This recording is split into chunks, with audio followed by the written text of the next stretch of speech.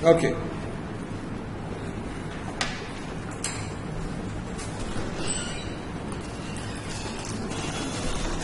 Now, I always joke with students that this is always probably the most important class to attend because this is the one where everything, I'm narrowing down 14 weeks of material into, as it turns out, as I look at the test, it is very heavy on combinational logic.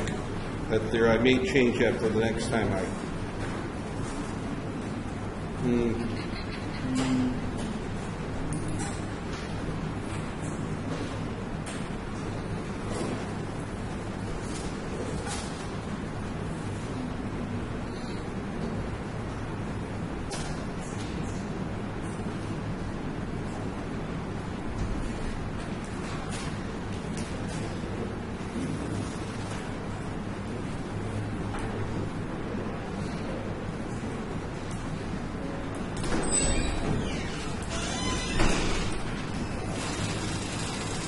Okay.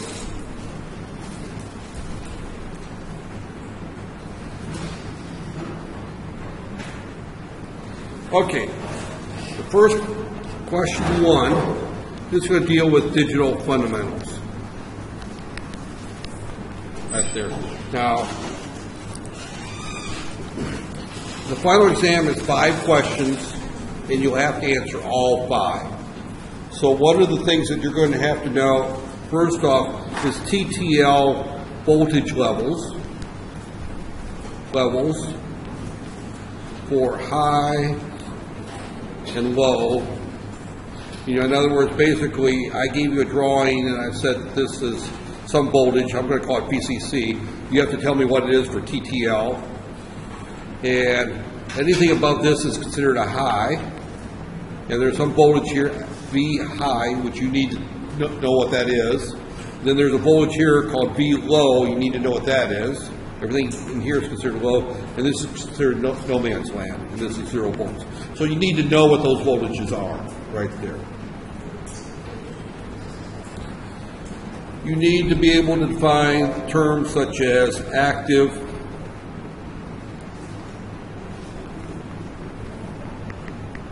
high, and low. What is meant by active high, active low, right there. That's it. You need to know the difference between serial versus parallel data transmission and storage. Serial and parallel. This is all early in the semester. You probably forgot all those terms, but you need to know what all those are right there. You will expect to see some kind of block diagram that is going to show something like this: control, arithmetic logic, and if you go through your notes, you'll see some input, you'll see some output, and you'll see memory. And I'm not showing all the interconnections right there. You need to define what all these blocks are and what they do, that type of thing. This is a basic digital computer type thing that you'll find that early in the slides there. I think it's in chapter 1, I think of Floyd, you'll see that type of drawing. But you need to define what these particular blocks do in a basic computer system right there.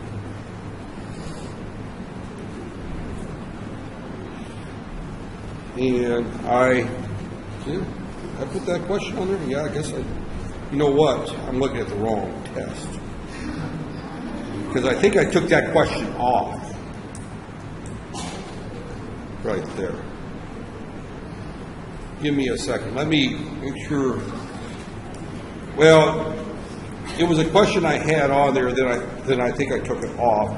I could go ahead and tell you it's on there, and the fact that I took it off will just make you frustrated.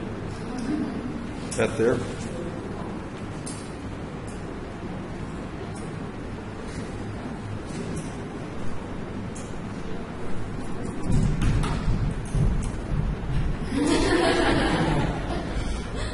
Okay, is the roof going to collapse here? Okay. Again, everything there. Okay. That there. Another question that is that there. You should know things such as when you look at a waveform, you need to know how to tell me the frequency, the period, the duty cycle, and how those all relate to each other right there. So expect a question or two where I throw a waveform at you and I say, what is its frequency?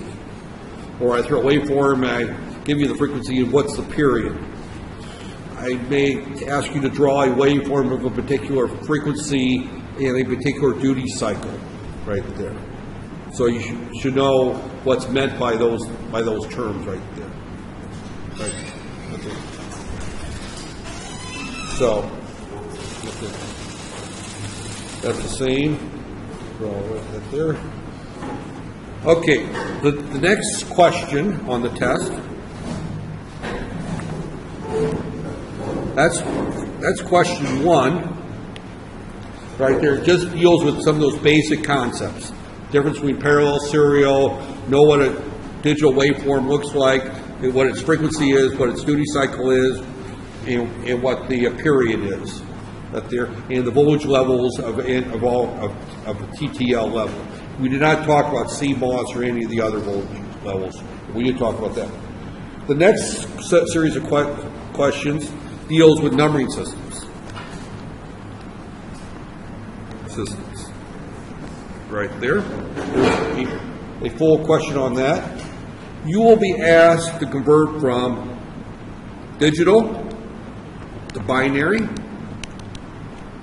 And keep in mind that I will include in there signed numbers. So I may say convert negative 34 to 8-bit binary, which means that you have to remember 2's complement right there. And so if I say that it's a signed number and it's negative, it's going to be a 2's complement.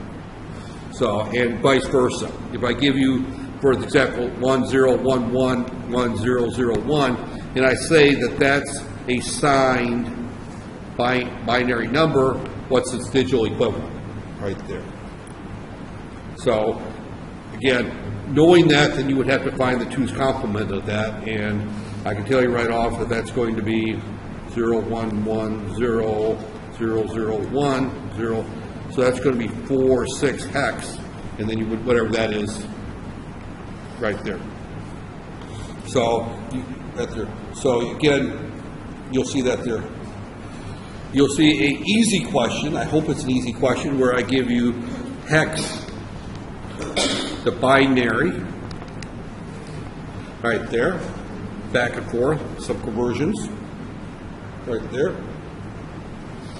You may see questions as to why digital, why binary, and why hex.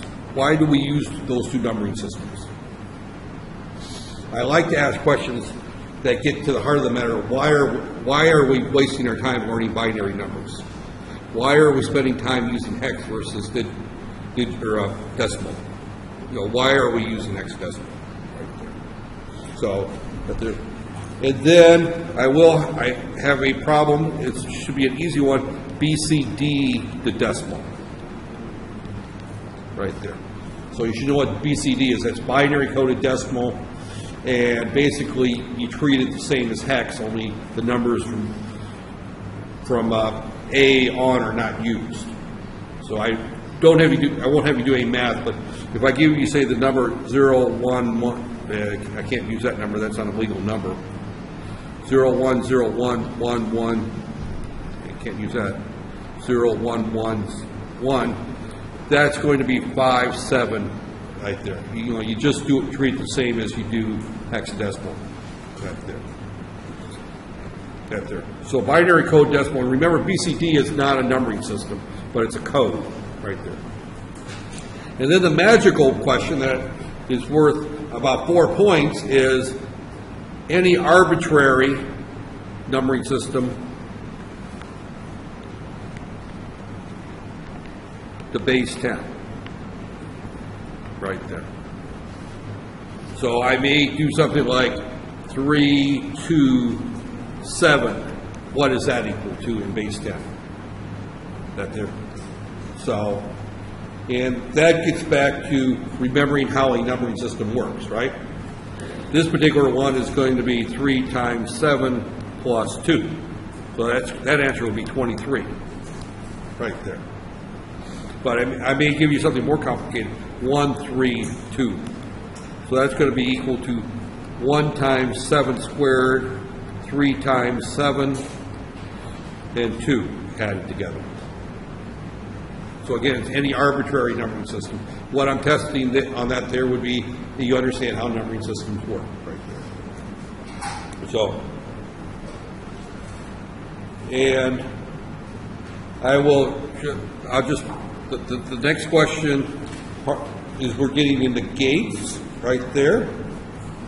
And you need to know the truth tables and the symbols for the OR, XOR, AND, NAND, and NOR. You just need to know the symbols and the truth tables for it, right there.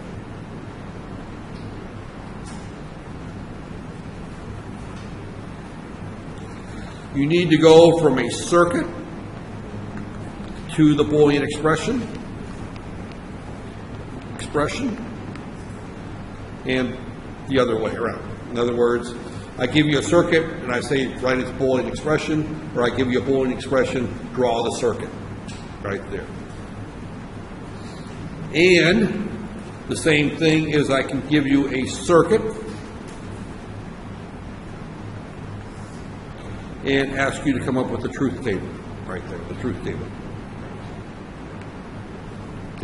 Right there. And that's the one where you got to go through, put the ones and zeros, and figure out how to do the truth table right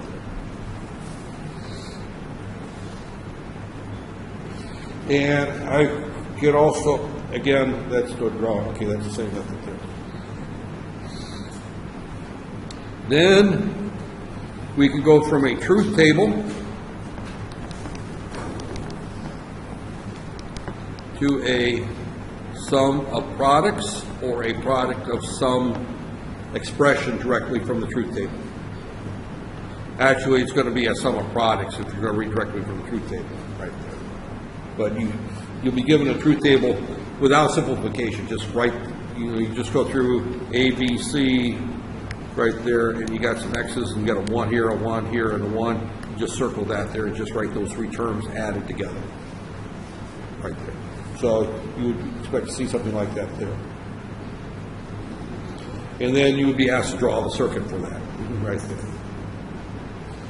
And then a more complicated one, and why is this? Oh, okay. Right there. You'll be given some expression, and you'll use Boolean algebra, including De Morgan's theorem, and simplify. Now, when you simplify these, I discovered when I was doing the solution that one of them probably doesn't simplify very much, but just simplify it the best you can. I'm looking for the method that's there. Same thing, you're going to be given a truth table.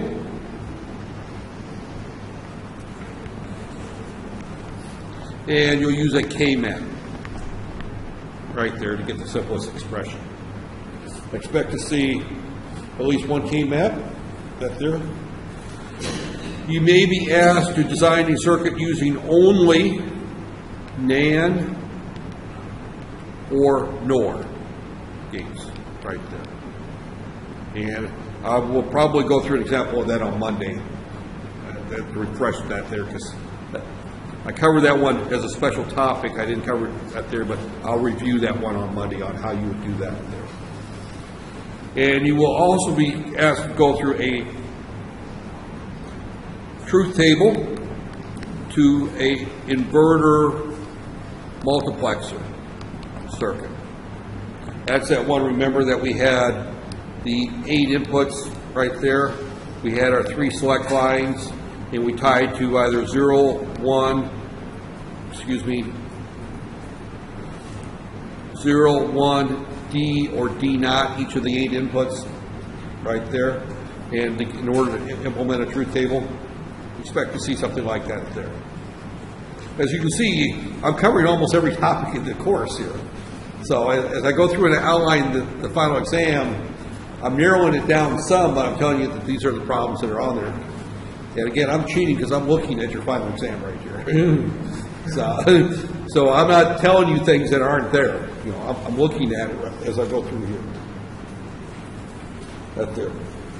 Expect to see some type of circuit problem where I have a half adder and a full adder, and ask to do a 4-bit adder, or I may have a 4-bit adder and tell you to come up with a 8-bit adder. You know, that's where we do the boxes up. Right there. We did a lab on that there. So now the one question, I don't know how much I covered that, but you will need to know how to do a shift register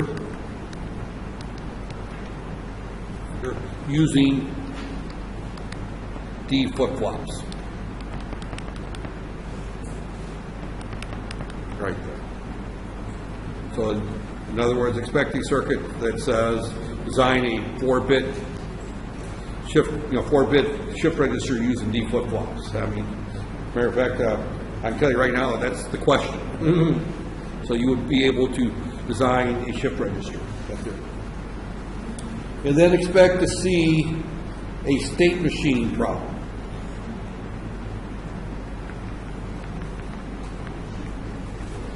Machine problem.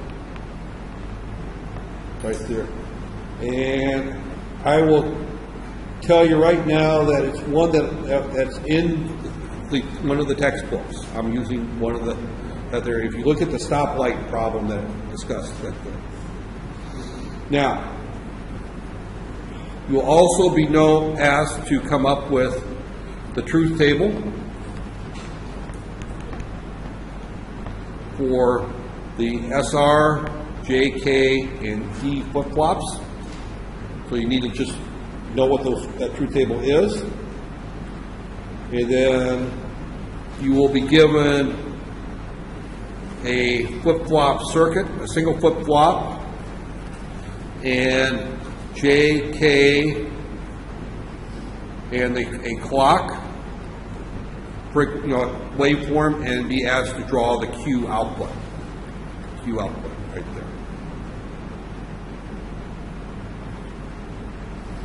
there. And that's the test right there.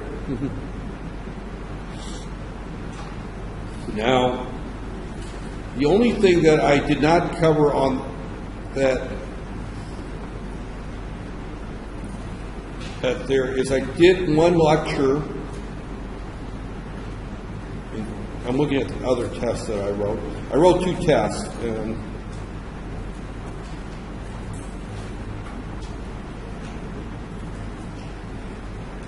what happened to question 2? Oh, there it is. Okay, it's there. Give me a second here. Let me make sure. Both tests are very similar questions. The only thing that's different if we end up with the second exam is that the finite state machine problem is the sequence detector that I went through. I did that one lab where I went through the sequence detector. The circuit looked like something like this: 0, 0, 0 dash 0, 0, 1. I had 4 blocks here. And you go through your notes there and look for that there. 1, 0, 0 there. And you're given a sequence of numbers and you're asked to tell me what the output is. And the other one is to come up with that for to detect a sequence. right there. So that is by far the hardest problem right there. So that is what's on the test right there. You know, as I said, it was going to be a relatively short discussion because I was going to just tell you the problems. That there. I will meet on Monday at 8:30. I'll just go through and we'll solve samples of each of these right there and give you a chance at there. But there's no reason I don't get a class average of 80, which is what a B in this. There's 80. What is the cutoff here? Let's see. It's what 40 is an F, right? Anything that there. I mean, the passing grades are so low in comparison to what I'm used to. That there. You know, I would expect to see a class average in the 80s on this test right there. If you're the type of students I'm hoping you are, because I told you what the questions are. That there. If anybody fails this final exam, they don't deserve to go overseas. You know, I hate to be so mean in saying that, but I don't think it's a difficult final. Right there. It's those are the questions that are on there. Right there. So right there. But it covers pretty much everything I covered in the class right there. Like I said, the only thing that I may not have covered extremely well that there is I'm going to probably review the shift register and the sequence detector problems that there, along with the a couple other that there. I will go through and review those again Monday at 8:30. I don't know. Let me see if this room's open.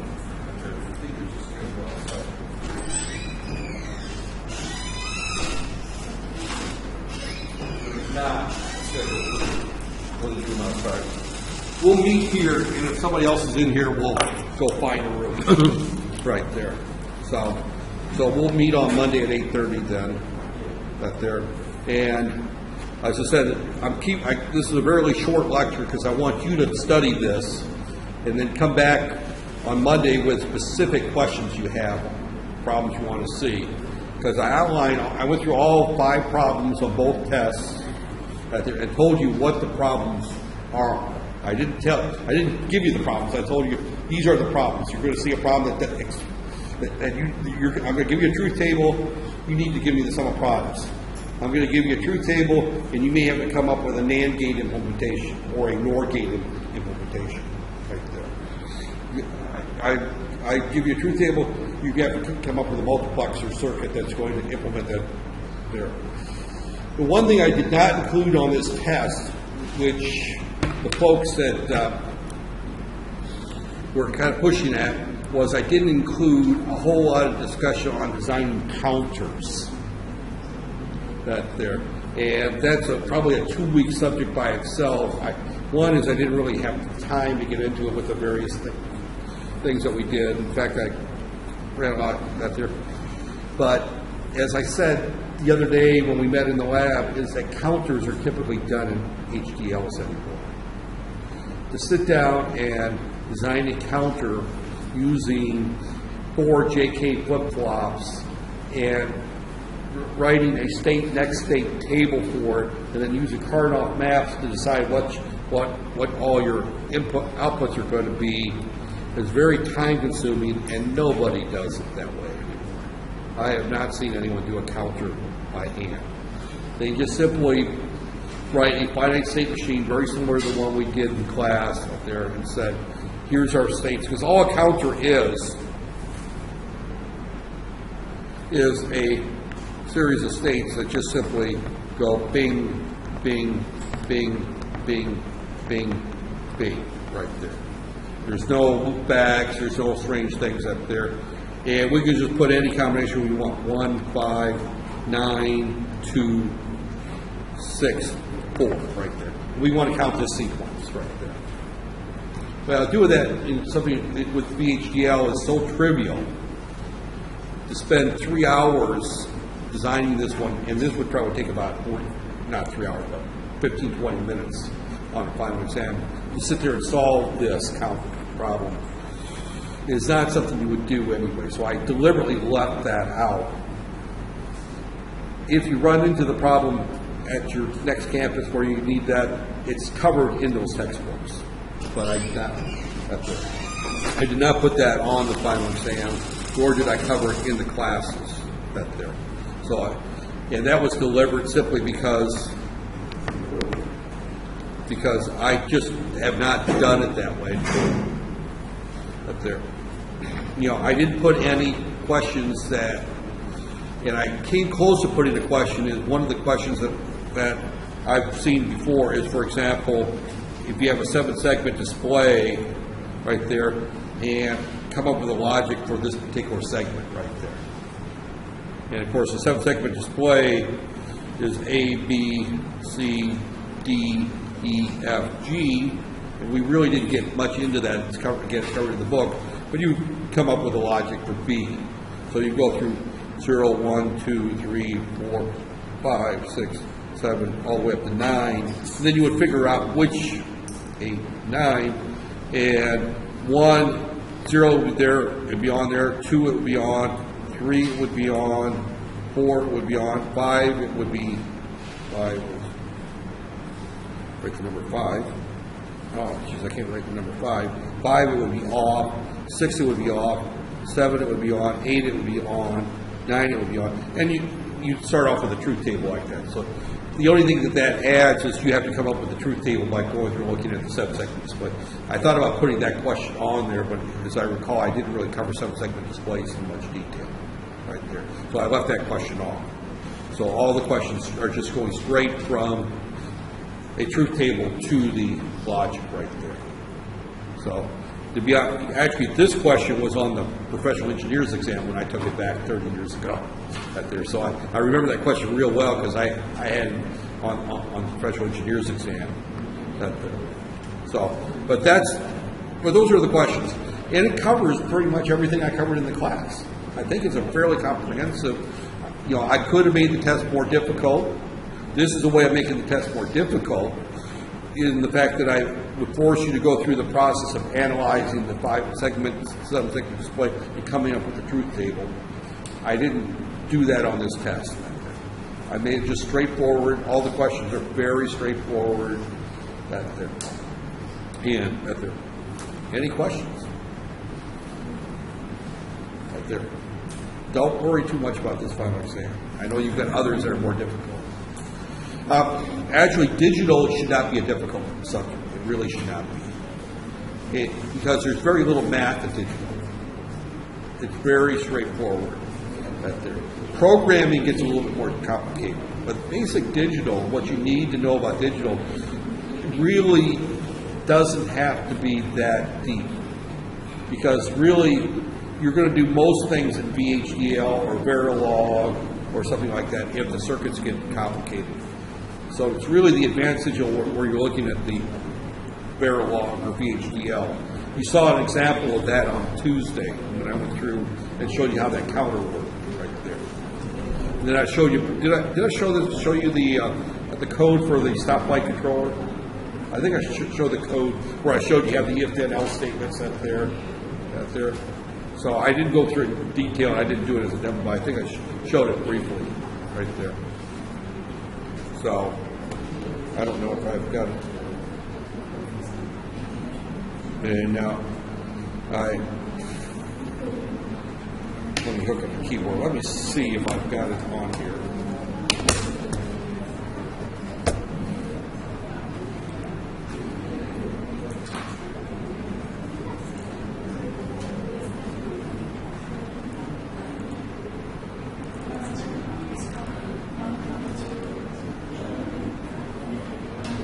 No, I don't have JK flip-flop. No, I don't have it in here. I got the simple counter right there.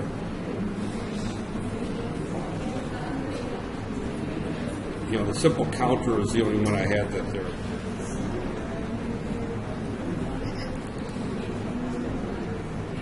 That's the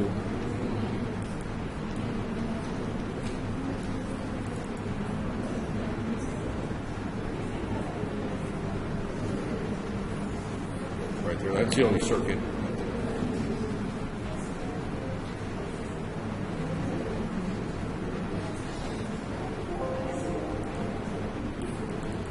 Yeah, this is the one that we did the other day.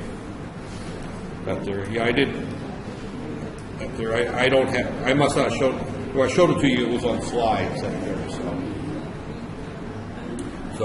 But again, this is the way that you would do a counter today. So that's why I did not go through.